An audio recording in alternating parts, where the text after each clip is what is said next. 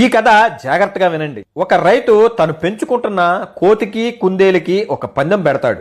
పెట్టి ఇలా చెప్తాడు, నేను ఈ పొలంలో కొన్ని గోతులు తవ్వి పూడ్చేశాను. ఒకే ఒక గోతులో క్యారెట్లు పెట్టి పూడ్చాను.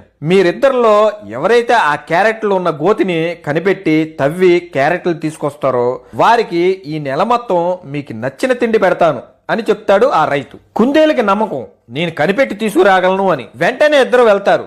కనిపెట్టడానికి కుందేలు ఒక గొయ్యి తవ్వుకుంటూ వెళ్తుంది. కానీ కోతి ఒక గొయ్యి తవ్వుతూ అబ్బే ఈ పని ఏదో మనతో అయ్యేటట్లేదే అనుకుని ఆ గొయ్యి దగ్గరే పడుకుని పోతుంది. కుందేలు అన్ని గోతులు తవ్వుకుంటూ చివరగా కోతి పడుకున్న గొయ్యి దగ్గరికి వచ్చి కోతిని లేపి గొయ్యి తవ్వి ఆ గోతిలో ఉన్న క్యారెట్లు తీసుకుని వెళ్ళిపోతుంది.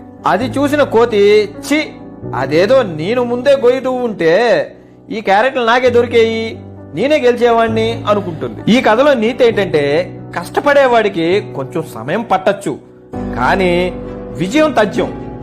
సోమరిపోతుకి విజయం సంకలో ఉన్న జీవితంలో విజయం